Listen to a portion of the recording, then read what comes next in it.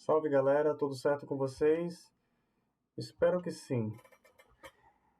Galera, nessa aula de hoje vamos continuar estudando a espectroscopia na região do infravermelho, onde nós vamos aprender na análise de espectros de infravermelho algumas características de algumas funções, né? Então, a aula de hoje a gente vai começar falando de éteres, tá? Na aula passada nós finalizamos a aula falando sobre os álcoois, né? Onde a gente encontrava lá ligações de CO e de OH. Aqui nós vamos encontrar CO, mas não vamos encontrar OH. É uma forma também de diferenciar quando a gente tem éter, né? E em seguida vamos entrar nas carbonilas, depois nas aminas e depois no final, né, eu vou mencionar sobre os halogênios, tá? E nas aulas síncronas nós trabalharemos as atividades em sala de aula, né, como análise de espectro. Bom, primeiro, falando sobre os éteres, a gente tem os éteres dialquílicos. O que nós devemos observar num éter dialquílico? Imagina aí um alcano, tá? Aqui está o espectro de um alcano. O que a gente observa em um alcano, né? Então, por exemplo, olha esses dois espectros na realidade, né? O que a gente vai ver de diferente entre esses dois espectros? O que chama a atenção de diferente entre esses dois espectros? Essa região aqui não é muito diferente, né? Aqui você vê aquele 720, né? Que você também vê. Aí aqui no meio você não vê quase nada, até que aqui você vê alguma coisa, né? Uma banda de absorção bastante intensa, bastante forte, né? Então, dessa forma a gente diferencia um alcano de um éter, por exemplo. Aí você encontra uma banda ali em torno de 1100, que é a banda de CO, de deformação axial de ligação carbono-oxigênio, certo? E aí você olha e você vê uma banda de CO, você não vê banda de carbonila, portanto não pode ser um éster, né? Não pode ser um grupo carbonílico, e você não vê a banda de OH, né? Então você só pode chegar à conclusão de que essa banda de CO é proveniente de um éter. Quais as possibilidades quando você encontra um CO? Ou é um éter, ou é um éster, né? Que é uma carbonila ligado a um OR, né? E se for um álcool, essas são as possibilidades de você ter um CO. Se você não tem nem carbonila nem OH, só pode ser um éter, tá? Então, a banda mais importante dos éteres dialquílicos é a banda em torno de 1000 a 1300 centímetros também no zoom, de deformação axial de ligação CO. Éteres alifáticos apresentam apenas uma banda, que é a banda em aproximadamente, nessa faixa aqui, né, 1120 aproximadamente, né. Éteres simples podem se diferenciar pela presença da banda de CO, e álcoois aí, como eu falei, né, álcoois e ésteres, né, vão apresentar, no caso do álcool, além da banda de CO, você vai ver o OH, e no caso dos ésteres, além da banda de CO, você vai ver o C-O, beleza? Então vamos seguir. Agora nós temos os éteres arílicos e vinílicos, tá certo? Ou às vezes você encontra éteres fenilalquílicos. Como é que você faz para diferenciar isso? Bom, aí é o seguinte, quando você tem um éter que seja arílico ou vinílico, você tem a possibilidade de haver uma ressonância por causa da presença de um par de elétrons não ligado ao lado de uma ligação π. Então, o que pode acontecer? Uma ressonância de modo que a ligação CO aqui desse lado, tá certo? Ela vai ter um pouco de característica de C-O.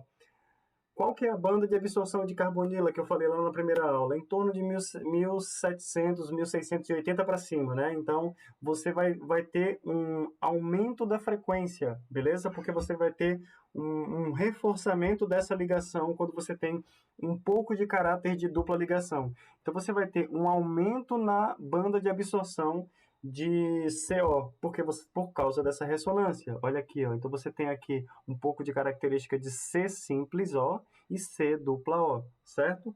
Então isso faz com que a banda aumente, né, se desloque para uma frequência maior do que se você tivesse apenas um éter alquílico, certo? Então, tanto no caso, se aqui fosse um anel aromático, quanto se aqui fosse um alceno, você vai ter um deslocamento da banda para a direita, tá certo?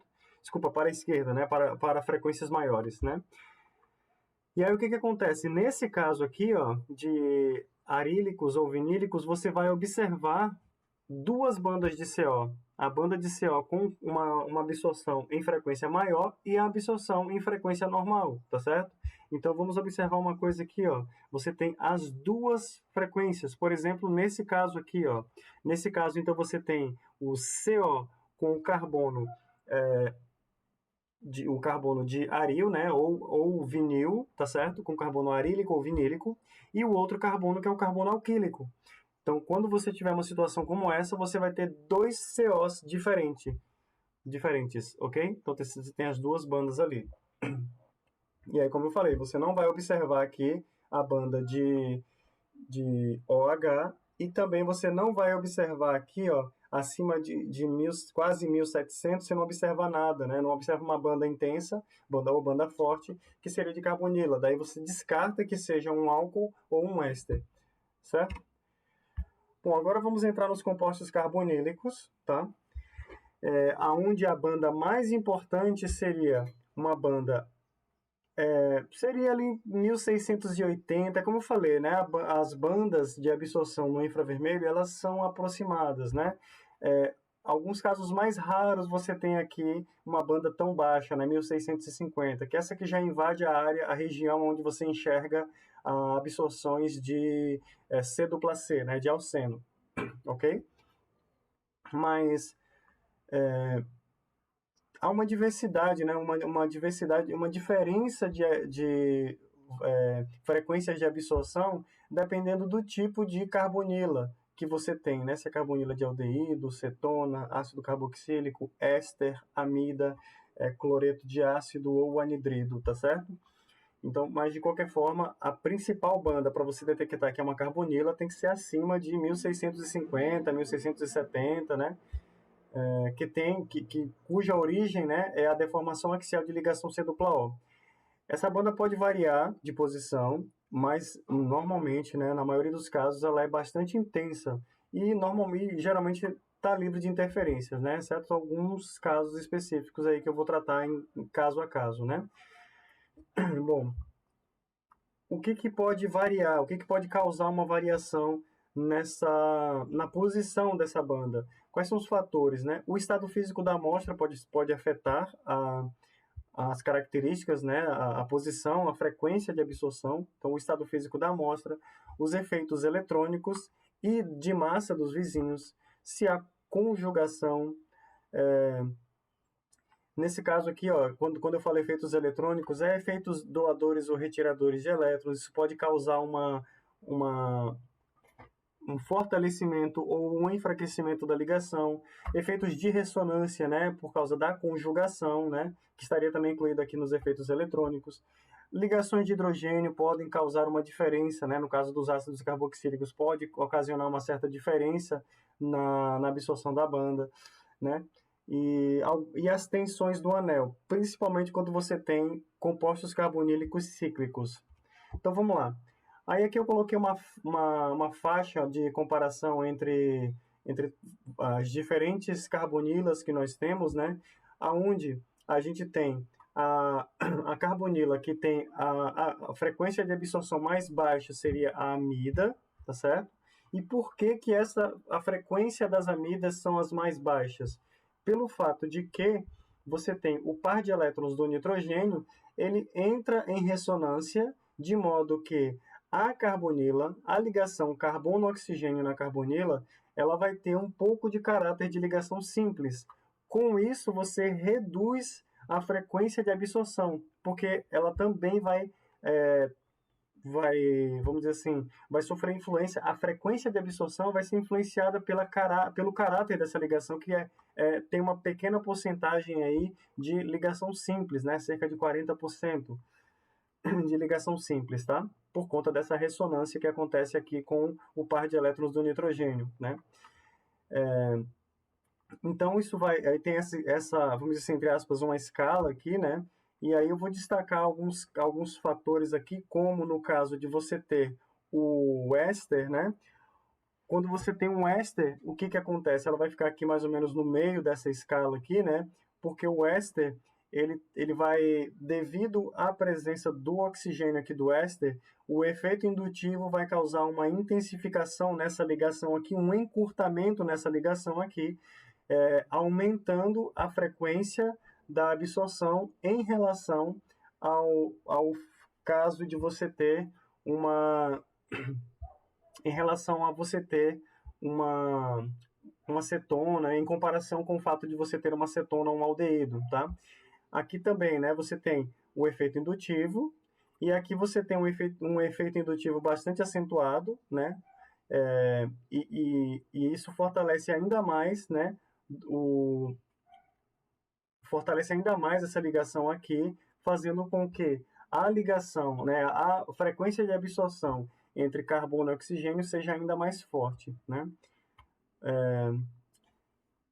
E no caso dos ácidos carboxílicos, onde que eles estão? Eles estão aqui, ó, eles estão aqui. Por que que eles não são maiores do que aqui, no caso do éster? Por que que eles são menores do que os ésteres? Por conta dessa possibilidade da formação de dímeros, tá? Havendo essa formação de dímeros, o que que acontece? Você tem meio que uma ressonância aqui, né? Onde ora, essa interação se torna ligação, beleza? Se isso aqui se torna ligação, essa ligação dupla pode migrar para cá. Então, acaba que você tem a possibilidade da formação de dímeros. Isso tem dois fatores que eu vou explicar lá na frente, né? Você tem o enfraquecimento dessa ligação aqui, fazendo com que a frequência de absorção seja mais baixa. E você tem um outro fenômeno que acontece aqui, é que a ligação OH, a frequência também é reduzida. Então, você reduz a frequência C-O e a frequência OH, devido ao enfraquecimento dessa ligação OH, beleza? Então, vamos lá discutir caso a caso. Vamos para o caso da cetona, certo? A cetona tem uma frequência de absorção aqui, 1720 a 1708 centímetros a menos 1, cetonas alifáticas. Em todos os casos, gente, nas carbonilas, em todos os casos aqui, sem exceção, tá? O que pode acontecer? Caso aqui, onde está esse R aqui, ó, você tenha uma alfa-beta insaturação, tá certo?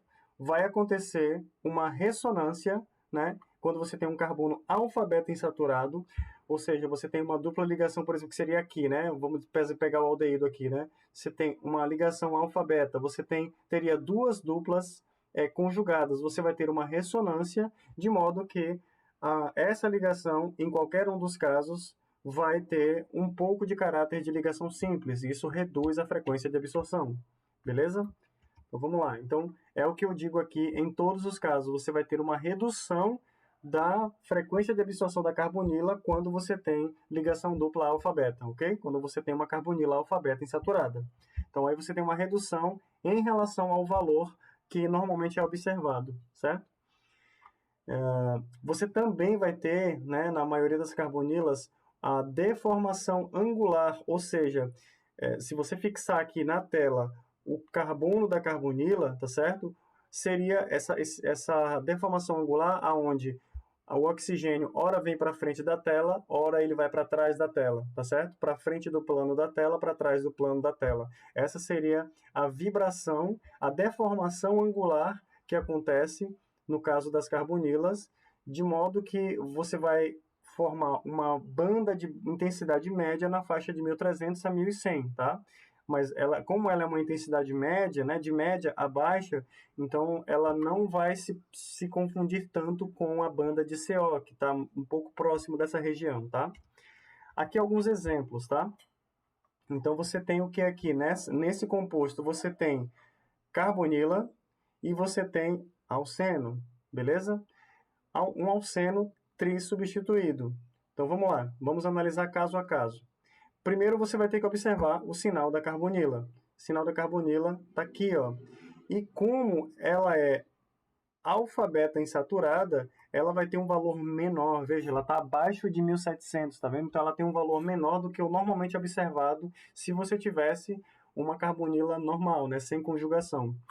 Aqui você está observando, né, o sinal da carbonila, o sinal do alceno, beleza? O sinal do alceno também vai ficar reduzido, porque como você tem a ressonância aqui, você também vai ter um pouco de caráter de ligação simples aqui nesse carbono-carbono, ok? Então ele vai estar um pouco reduzido também. O que mais? Vamos lá ver o que mais que a gente pode observar. Nós temos deformação axial de CH com carbono sp3, deformação axial com carbono sp2, e aí tem um fenômeno que é o seguinte, quando você tem, isso vale para qualquer banda de absorção, gente, qualquer banda de absorção. Quando você tem uma banda muito intensa, você vai observar a absorção desta banda e do dobro da sua frequência. Eu vou dar um exemplo do que é isso aqui. Isso aqui em inglês é overtone, mas em português é chamado de harmônico. O que é esse harmônico? Eu vou dar um exemplo com o som. Assim como lá na primeira aula de fundamentos eu utilizei o som como exemplo, eu vou utilizar o som também. Vocês já devem ter visto quando uma criança ganha uma flauta de brinquedo. Você já deve ter observado que quando essa criança sopra essa flauta, numa intensidade normal, né? Você sopra a flauta, você tem uma nota. Mas a criança ela está brincando, ela está experimentando os sons, né? Então, quando ela sopra com mais força, você vai escutar essa nota mais aguda. Na música, a gente diz que essa nota, digamos assim, vou dar um chute, digamos que a flauta ela está afinada em dó, por exemplo, né? A nota que a criança soou ali, né, emitiu, soprando a flauta, é um dó. Se ela sopra com mais força, você vai emitir o mesmo dó, só que com o dobro da frequência. Isso é um harmônico, tá? Isso também é chamado de o dó oitava acima. Sabe quando você fala assim, ó, dó, ré, mi, fá, sol, lá, si, dó. Você tem um dó mais agudo, ou seja, você tem a oitava acima daquele dó natural. Então isso é o harmônico. Ele tem o dobro da frequência, ele tem múltiplos, né, da frequência equivalente à nota dó. Isso a gente chama de harmônico. Isso aqui eu estou falando para vocês não confundirem quando vocês encontrarem uma banda pequenininha bem aqui, ó, nessa região, e vocês acharem, opa, eu acho que eu tenho um alcino. Não, não é um alcino, porque se você pegar essa frequência aqui, ó, dividir por 2, vai dar muito próximo do valor da carbonila aqui, ó. Então, normalmente você vai observar isso daqui. Aqui também, olha só, você tem uma banda bastante intensa e fina, você vai observar o seu harmônico bem fraquinho e também fino, ok? Bom, aí aqui o que eu poderia destacar, né? Como é um alceno trissubstituído, eu vou observar aqui o padrão de trissubstituído, de alceno trissubstituído de deformação angular fora do plano de CHSP2, ok? Deformação angular fora do plano. O que mais aqui? Nessa molécula aqui eu tenho outro caso de uma cetona, que ela é alfa-beta insaturada, né? É um anel aromático, então a carbonila, essa dupla ligação da carbonila, ela também entra em ressonância, ela faz parte da ressonância do anel aromático, fazendo com que essa dupla ligação aqui, ela tem um pouco de caráter de ligação simples, portanto, você vai observar ela abaixo de 1700. Aí você observa o restante dos padrões aqui de anel aromático, né? Então, você observa deformação de CH, SP3 e SP2, tá certo? Aqui, ó, tá um pouco abaixo e acima de 3000, então você tem CHSP3 e CHSP2 aqui, né, no anel. Você tem a carbonila, que está aqui, você tem o padrão de anel aromático, que são duas bandas, né, 1450 a 1600, né? O que mais se observa? A ligação, a frequência de absorção por deformação angular da carbonila, aquilo que eu falei, né, o oxigênio vindo para frente e para trás, está aqui. O padrão de monossubstituição, tanto aqui, né, de monossubstituição do anel aromático, tanto aqui quanto aqui, aquelas duas bandas, tá? Daí vocês retornem naquele slide 11 lá da aula anterior, para vocês verem isso, né? Acredito que era o 11, tá? Se eu não estou bem, se eu não estiver errado, tá? Mais exemplos de espectro aqui. O que acontece? No caso de carbonilas que são cíclicas, vocês vão observar que quanto maior, quanto menor o anel aqui, ó, quanto menor o ciclo, maior a tensão, tá? Vejam no livro que o livro mostra exatamente isso daqui, né? Vai mostrar um anel de 6, 5, 4 e 3 membros para vocês observarem o que acontece com a frequência de absorção de deformação axial de ligação C-O, ok? Então, vocês vão observar aqui, ó, aqui está um pouco maior, tá vendo? O 700 está aqui, agora ele está maior do que o 1700, ok? A deformação angular de carbonila aqui, ó, em torno de 1150 aproximadamente, tá? O que mais que eu poderia destacar? O harmônico aqui na frente, tá? Bom, acho que é isso que dá para destacar. Aqui, no caso, quando você tem, nesse caso dessa molécula aqui, ela é beta-cetocetona, né? Ok? Então, você tem a possibilidade da formação de um enol, né? O enol que pode ser estabilizado pela presença da outra carbonila, de maneira que você vai observar um espectro um pouco diferenciado, tá certo? Fica parecido, tem um pouco de OH no meio, então fica meio confuso até, né? Isso é mais difícil de elucidar. Então, você vê aqui, como você tem um tautomerismo cetoenólico, você vai observar os dois juntos, né? Porque tem um equilíbrio aqui, né? Nessa estrutura, de modo que você vai observar o sinal da carbonila e você também vai observar isso aqui da porção ceto e daqui do enol. Essa aqui é ceto, você observa as duas carbonilas, e aqui é do enol, a carbonila do enol, que fica para cá. Por que ele está para a direita? Porque aqui você tem como se fosse uma cetona alfa-beta insaturada, tá certo? Cetona alfa-beta insaturada, tá certo? Então isso aqui fica com um pouco de caráter de ligação simples, por isso que a frequência aqui vai ser menor do que essa, beleza? Então vamos lá. Agora, os aldeídos, né? Como eu falei, em todos os casos, né? Uma alfa-beta insaturação reduz a frequência em relação ao não insaturado, né? Ao saturado. Então, nós temos aqui o quê? Nós vamos observar diferente... Quando você tiver uma carbonila se você está na dúvida, né? Porque a absorção de carbonila de cetona e de aldeído é muito próxima, né? Como é que você faz para diferenciar? Você vai observar que, no caso da cetona, você não tem esse CHSP2, tá? No caso do aldeído, você tem, tá? Você vai lá, pegou do espectro de massas, você calculou a fórmula, você tem apenas uma insaturação, e aí você encontra um sinal de carbonila. Aí você não sabe se é carbonila de cetona ou de aldeído. Então você vai lá para a região de CH, né? De CHSP2, você encontra ali a banda, né? De CHSP2. Além de você encontrar aqui, ó, este CH, ele é um pouco diferente, ele fica mais abaixo aqui também, ó. Olha lá, ó. A deformação de CH de aldeído consiste de um par de bandas, são duas bandas que você vai observar em 2860 a 2800 e outra em 2760 e 2700, tá? Isso aí diferencia o sinal da cetona, olha lá, ó. Você vai observar aqui esse parzinho de bandas, ó. Aqui também, ó, esse parzinho de bandas, certo? Então tá aqui, ó. Você observa o sinal da carbonila mais o seu harmônico aqui, tá? Como o sinal. Por que eu não falei de harmônico antes? Porque o sinal de carbonila ele normalmente é muito intenso. Então, por causa disso, você vai observar o harmônico. Então, olha aqui, você observa, no caso da cetona, além dos demais sinais, você vai observar esse parzinho aqui, ó, tá?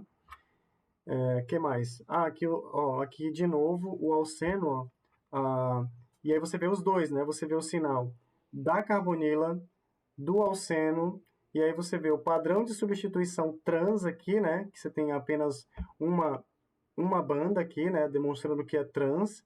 Você tem o sinal de absorção, a banda de absorção carbono-carbono, né? C dupla C, C dupla O. Você tem por aqui, né? Aquela deformação angular. O que mais? Nos aromáticos, você tem aqui o aldeído, essas duas bandas de aldeído. Você não tem CHSP3, só CHSP2. Você observa o sinal da carbonila, o sinal do aromático, o padrão de monossubstituição aqui e aqui. O que mais que dá para destacar? Deformação angular aqui, ó, de C dupla O, tá certo? Aquele que eu falei que o oxigênio para frente e para trás do plano, né? Agora, de ácidos carboxílicos, o que você vai observar aqui? Você vai observar uma deformação axial de OH muito larga, bem mais larga do que se você tivesse um álcool, aquela banda de OH redondinha, bonitinha. Isso aqui é como se ele desse uma boa rebaixada em todo... Pensa num carro rebaixado, né? Em alguns casos, o espectro de ácido carboxílico se parece um carro rebaixado, né? Ele dá uma rebaixada no espectro em alguns casos, não sempre, tá? O que mais que dá para destacar? A deformação axial de CO, né, na faixa de 1.300 a 1.200, tá? De intensidade média. Vamos lá. Então, você tem aqui o CO, que você vai observar. Aí você vê aqui ó, a deformação de OH, deformação angular de OH fora do plano, ok? Que você vai observar aqui. E observa o seguinte, ó, olha aqui o OH, ó, ele deu uma rebaixada nessa parte do espectro aqui, ó, tá? Que mais? Aqui também, olha lá, ó, ele tá pro lado de cá, ó, você observa uma boa rebaixada do lado de cá, ó, né? Vamos ver o que mais que dá para destacar aqui nesse espectro, né? Ó, você vê todo o OH tá aqui se sobrepondo, né? O que mais que eu queria destacar aqui? O sinal da carbonila. Aqui talvez seja um pouco do harmônico, né, que apareceu ali. O que mais que eu poderia destacar? Enfim, o sinal do aromático, o padrão de monossubstituição aqui e aqui. Agora dos ésteres. Dos ésteres, alguns casos você encontra os ésteres cíclicos, né? No caso de aldeído de ácido carboxílico não tem como você ter cíclico, né? Porque para ser aldeído e para ser ácido carboxílico, para ser aldeído você tem que ter um dos lados sendo hidrogênio. E para ser ácido carboxílico você tem que ter os lados sendo OH. Então, você pode ter ciclos, né? No caso de cetona, que aí você vai falar, né, do tamanho do ciclo para você discutir a tensão gerada na pressão que está sendo causada pelo ângulo fechado aqui, né? E no éster, o éster você também pode ter um éster cíclico, tá? Em caso de éster cíclico, a frequência da banda é tão maior quanto menor for o tamanho do anel. Aqui está escrito ao contrário do que eu falei, mas o raciocínio inverso, tá tudo certo. Então, a frequência é menor quanto maior for o tamanho do anel, tá?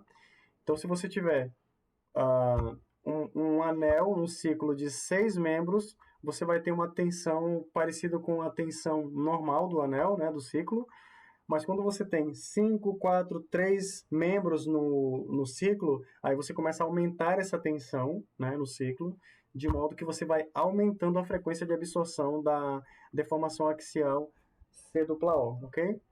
Aí, como sempre, né, você tem ali, você vai observar o sinal da carbonila, você vai observar um sinal menor, uma banda de absorção menor, se você tiver alfa-beta insaturado, você vai observar a ligação CO aqui, tá?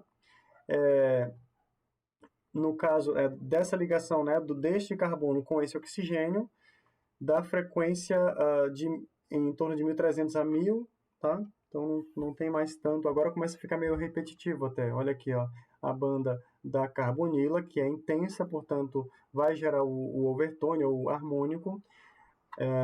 Que mais? O CO, tá?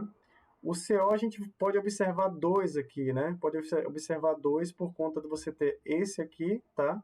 E esse aqui. O que mais aqui? Agora um outro exemplo de espectro aqui. Então você tem aqui um espectro de um alceno, 1,1 de substituído. Tá aqui, ó, o que eu falei na aula passada, né? No vídeo da aula passada. Então vocês vão ver essa banda aqui, que é referente a esse 1,1 de substituído. Que mais? O C dupla C está aqui, C dupla O está aqui, o harmônico está aqui. Que mais? O CO está aqui, né? Duas bandas de CO, né? E acho que é isso. Mais alguns exemplos para vocês apreciarem. Deixa ver nada muito diferente para poder destacar, né? Então, acho que o restante vocês já conseguem observar, né?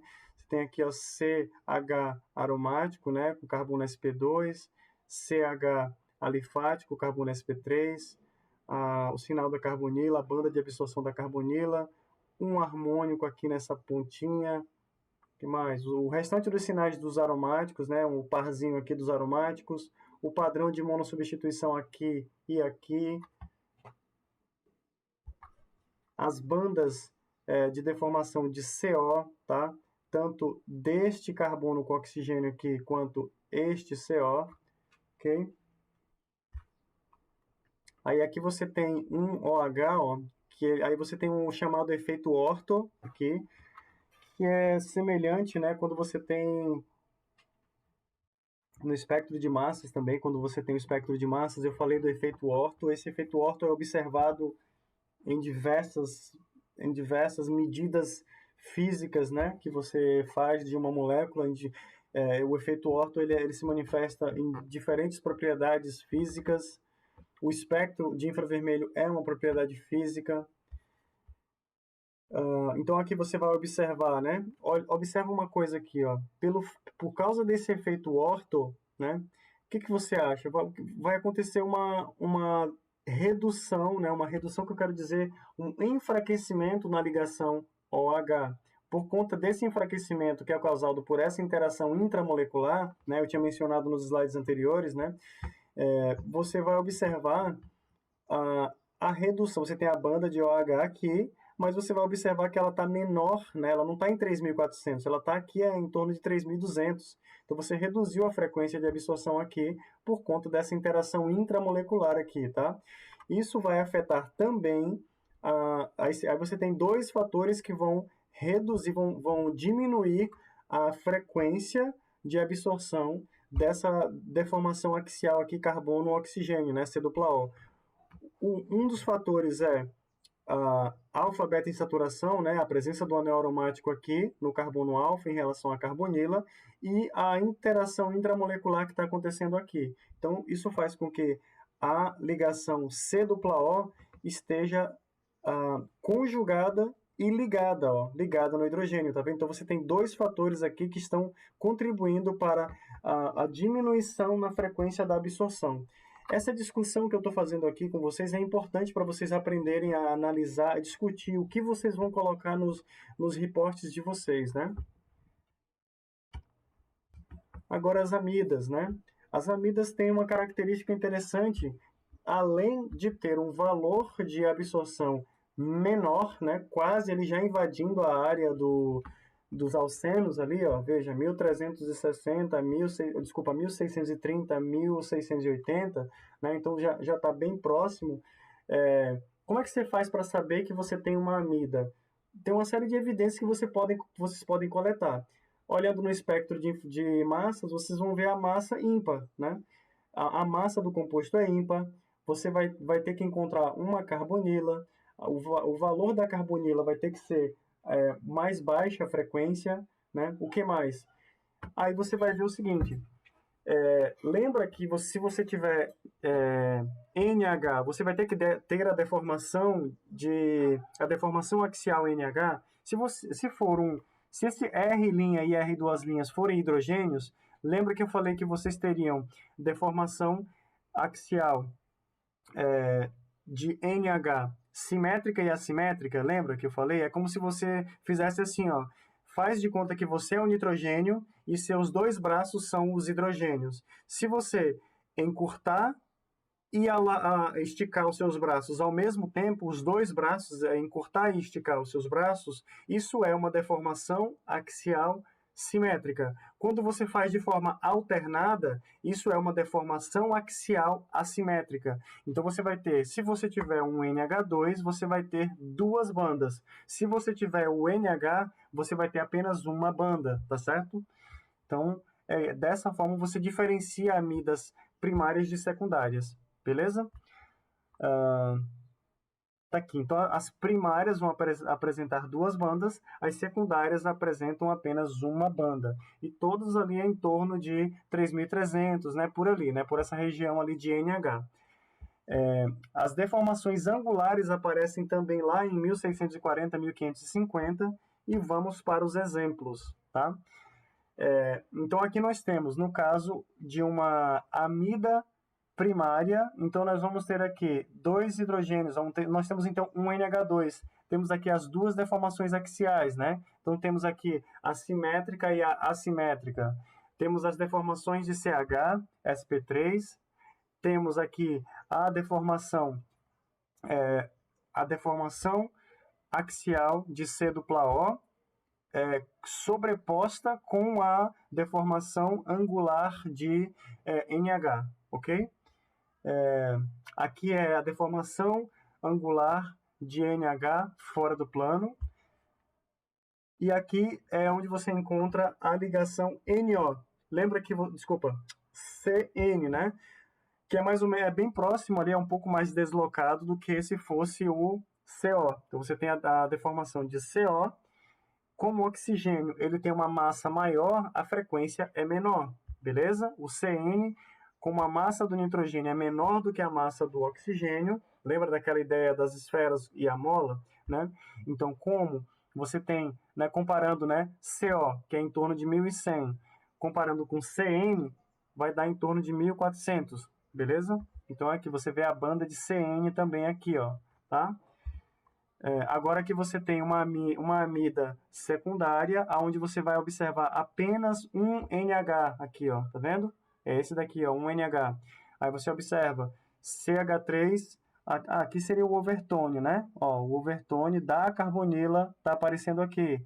Aí você vê a deformação axial de CH abaixo de 3.000, CHSP3, aqui também CHSP3, a deformação angular de NH, tá certo? Agora não está sobreposto com a carbonila, tá? E é isso. Agora os cloretos, né? Então a mesma coisa, você vai observar o sinal da carbonila, a conjugação, né? A alfa-beta insaturação sempre vai reduzir a frequência da absorção. E você também, no caso dessas moléculas aqui, né? Você sempre vai observar a deformação axial de ligação CCl, ok? Que aparece ali na faixa de 730 a 550. Olha só, então nós temos aqui essa molécula, né?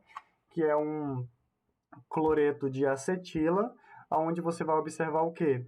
CCl, que está aqui, beleza? Você vai observar o C-O, que está aqui. Você vai observar CH com carbono sp3. Você observa o harmônico da carbonila aqui. E você observa aqui, por aqui também se observa a deformação angular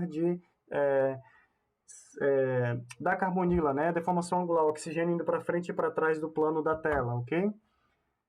Vamos lá, aqui outros exemplos para vocês analisarem também, né? Mas a grosso modo é isso, né? Então como é que você faz para analisar um espectro? Você vai olhar que tipo de ligações que tem, né? Aqui você tem o quê? C dupla O, CH de sp3, CCl, né? Agora os anidridos, no caso dos anidridos, você sempre vai observar as duas bandas das carbonilas, tá certo? Você sempre vai observar duas bandas. Por quê? Porque você tem a deformação, essa ligação ela vai estar vibrando, deformando, né? Estica e encurta de forma simétrica e de forma assimétrica, alternada. Sendo assim, você vai ter duas bandas, né? E aí você tem aqui, no caso dessa molécula, uma molécula... você vai observar CH com carbono sp3, né?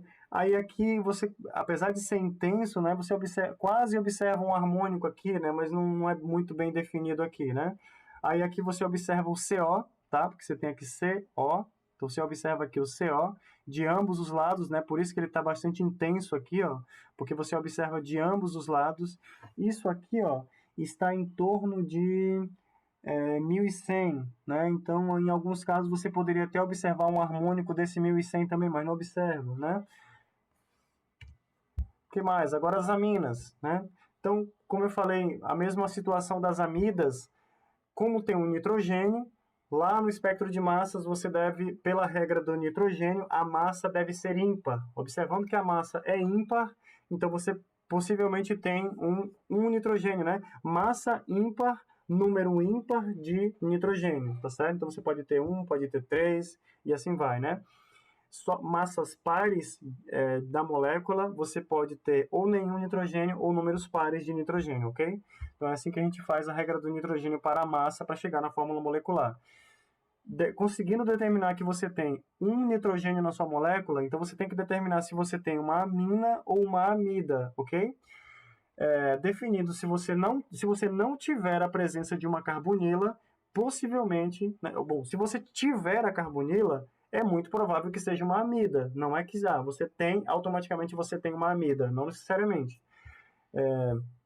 Mas caso você tenha um nitrogênio e você não tenha uma carbonila, você tem uma amina. Aí você consegue definir se você tem uma amina primária, secundária ou terciária, tá certo? Como é que você faz? Se a sua amina for primária, você vai ter um NH2.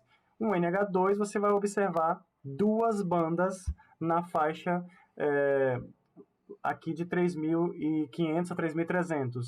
Se você tiver uma amina secundária, você observa uma banda, tá certo? Porque você vai ter ali aquelas bandas, né? Aquela única banda. E se você tiver uma amina terciária, ou seja, NRRR, você não tem NH, portanto você não vai observar aqui nenhum tipo de absorção de deformação axial de NH, beleza? Além dessa banda aqui, né, que você vai observar ou não, né? Se você não observar essa banda aqui, você também não vai conseguir observar bandas nessa região. Se você tiver a mina primária, você observa entre 1560 e 1640, se for secundária, próximo de 1500. Algumas vezes aparecem algumas bandas de deformação de ligação NH fora do plano, próximo de 800. E a ligação CN ali, ó, maior do que a ligação CO, né? A deformação axial de CO. Vamos para os exemplos.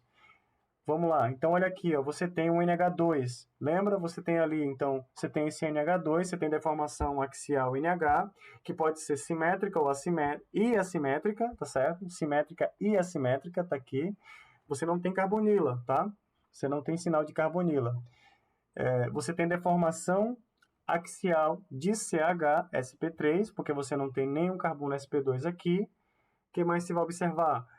A deformação angular no plano de NH, tá certo? A deformação angular no plano e a deformação angular fora do plano, a deformação axial CN, tá? Axial é o que? É estiramento e encurtamento da ligação, tá?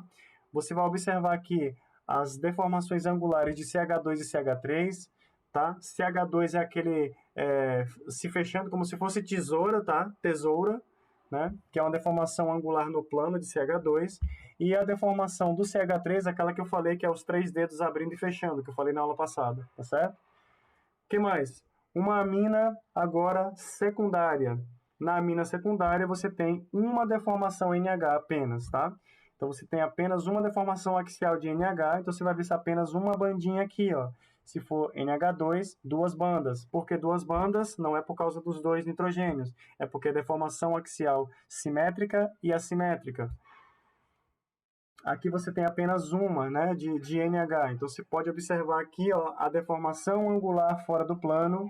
Aqui você não vai ter ela, no plano você vai ter a deformação de ligação CN, deformação axial, né, aquele estiramento e encurtamento da ligação, CN, né, ali, que é o valor, né, da absorção, né, a frequência da absorção é maior do que a de CO, porque o nitrogênio tem uma massa menor do que a do oxigênio, beleza? E quanto menor a massa, mais forte, mais alta a frequência. Lembra disso, né? A bola de boliche e a bola de isopor, para você ter um direcionamento, né? Dois extremos aí.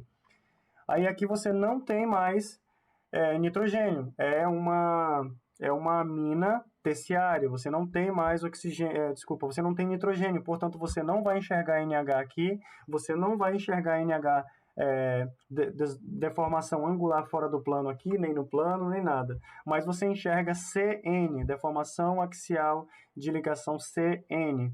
Você enxerga também aqui deformação angular CH3 e deformação angular CH2. Essa do CH2 aqui é aquela tesoura, tá? E esse daqui é aquele de movimento de tripé, né? Os três fechando, certo? Então, por hoje é isso, por essa aula é isso. É, ali eu mencionei sobre os halogênios, tá? Não tem um slide específico para os halogênios, porque é simples, né? Você vai encontrar apenas a absorção aqui nessa região aqui, né? Dependendo de qual que é o halogênio que você tem aqui, você vai tendo, quanto maior a massa, menor a frequência. Quanto menor a massa, maior a frequência, né? Do halogênio que você tem ali, ok? Então, por essa aula era isso. Um grande abraço para todo mundo, se cuidem e até a próxima aula.